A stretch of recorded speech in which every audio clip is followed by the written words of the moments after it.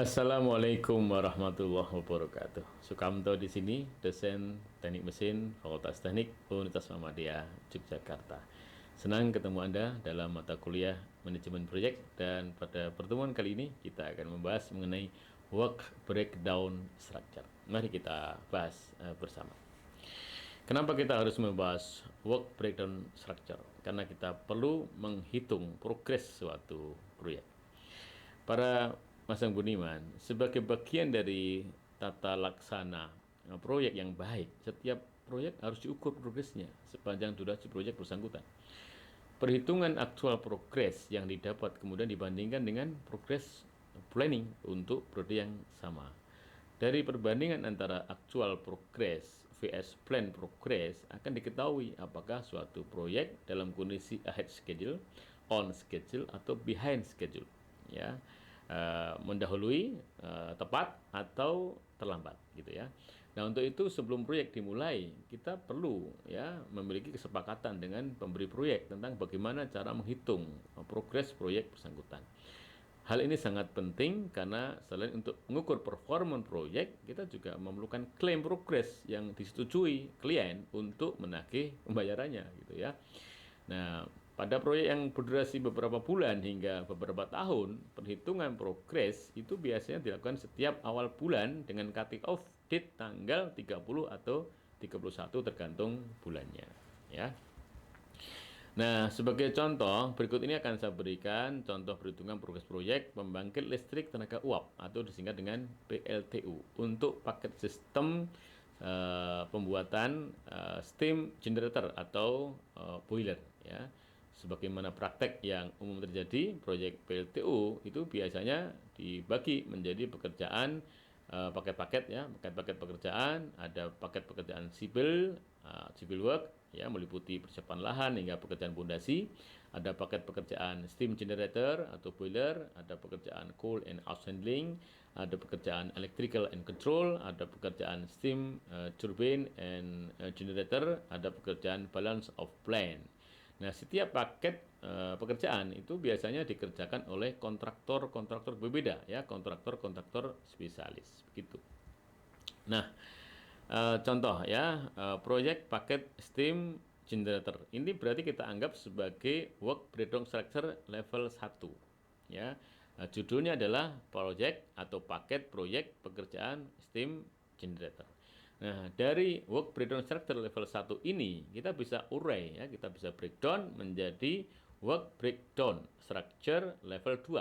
Nah, ya, misalnya ya antara WBS 201 hingga WBS 210, ya, WBS 201 hingga WBS 210. Jadi artinya pekerjaan dalam pekerjaan steam generator itu ada 10 item pekerjaan kecil-kecil yang mendukung pekerjaan steam generator, ya, dimulai dari boiler house steel structure, pressure part, auxiliary equipment, air and flue gas ducting, coal pipe and boiler piping, ya, kemudian ada pekerjaan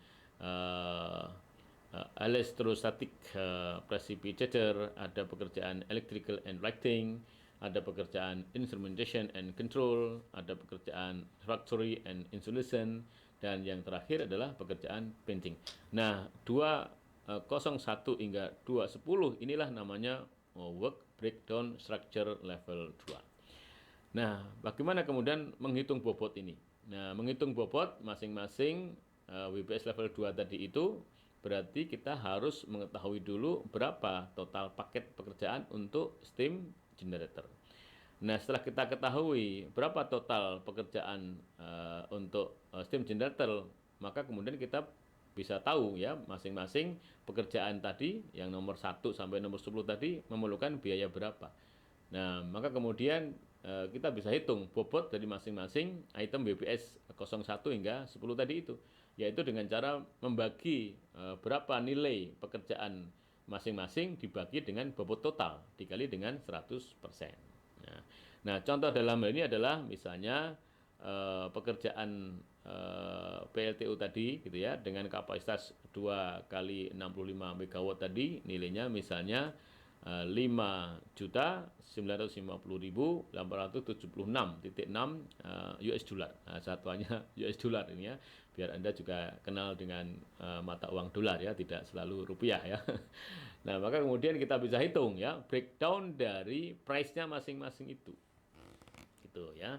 Nah, ini sebagai contoh ya, sebagai contoh kita bisa melihat ya tabel berikut ini. Ya.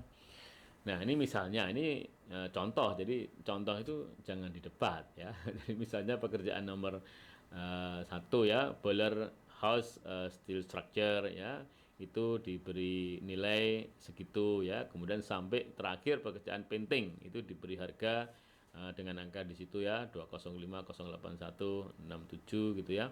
Nah, itu contoh angka-angka ya, sehingga totalnya akan ketemu nilai proyeknya yaitu 5.950.876.6 ya. Nah, uraian seperti ini namanya work breakdown structure level 3 bagian 1. Ya, artinya sudah struktur rinci pekerjaan ya, yang merinci tentang item pekerjaan apa, habis berapa biayanya ya, kemudian total berapa, tapi belum ada persentase dari masing-masing item pekerjaan tadi. Nah, keluar atau terbit persentase itu di WBS level 3 bagian 2 ya. Jadi di WBS level 3 bagian 1 belum muncul persentase, tapi sudah muncul rincian dari pekerjaan dan quantity serta unit satuannya apa dan price-nya berapa, sehingga total biaya sudah bisa diketahui gitu ya. Nah, untuk mengetahui persentase, maka kita perlu membuat namanya WBS level 3 bagian 2. Nah, seperti yang Anda bisa lihat di tabel berikut. Nah, bagaimana menghitungnya? Contoh, misalnya pekerjaan boiler house steel structure. Itu nilainya berapa? Nilainya adalah 1.263.505.07 bagi total biaya ya, 5.950.876.6. Kalikan 100%, akan ketemu bobot. Nah, itu dihitung untuk semua item pekerjaan ya, sehingga nanti kalau Anda jumlah ke bawah, total bobot pekerjaannya adalah 100%. Nah, ini namanya work breakdown structure. Nah, work breakdown structure ini penting untuk mengukur progres suatu proyek. Jadi pekerjaan nomor 1 sudah sampai berapa persen, pekerjaan nomor 2 sudah selesai atau belum, berarti berapa persen progresnya, sampai pekerjaan yang terakhir.